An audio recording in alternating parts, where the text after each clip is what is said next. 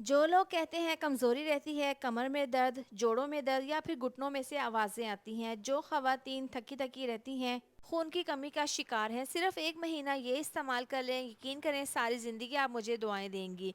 तो सबसे पहले बाउल में डाल देंगे अंजीर, 50 ग्राम अंजीर बाउल में डाल देंगे, इसमें 1 ग्लास नीम गर्म पानी डालकर इसको 6 घंटे के लिए पानी में भिगोकर रख देंगे। यहाँ पर खजूरें हैं नरम वाली, 1 पाव मैंने खजूरें ली हैं। सबसे पहले इसके अंदर से गुठली निकाल लेंगे। देखें यहाँ पर अंजीर काफ़ी अच्छे से नरम हो गई हैं।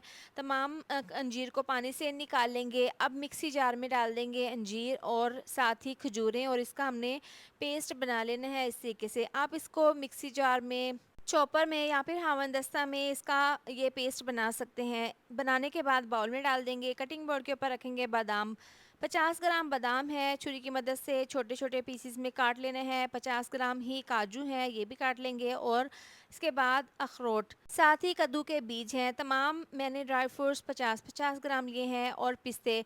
छुरी की मदद से तमाम ड्राई फ्रूट्स की मैंने मोटी-मोटी सी कटिंग कर ली है। अब चूल्हे के ऊपर पैन रखेंगे, इसमें 4 चम्मच खसखस डाल देंगे और हल्का सा रोस्ट करने के बाद इसको अलहदा प्लेट में निकाल कर रखेंगे। पैन में डाल देंगे 2 चम्मच देसी घी, तमाम ड्राई फ्रूट्स डालकर हल्का सा स्लो आंच पर इनको रोस्ट कर लेना है। जब इसकी खुशबू आने लगेगी तो इसको प्लेट में निकाल कर रखेंगे।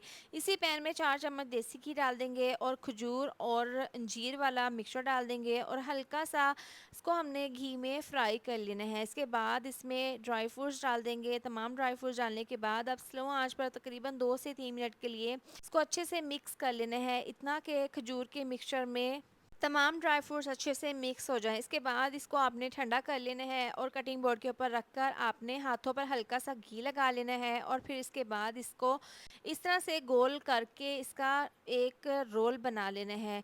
जो खशखाश हमने रोस्ट करके रखी थी, इस तरह से एक कटिंग बोर्ड के ऊपर रखेंगे और इस तरीके से रोल के ऊपर ये लगा देंगे। इससे ना इसकी लुक बहुत ही ज़बरदस्त बनेगी।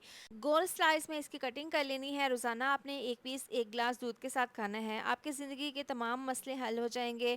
बहुत ही हेल्दी और बहुत ही टेस्टी मज़ेदार सी रेसिपी तैयार है।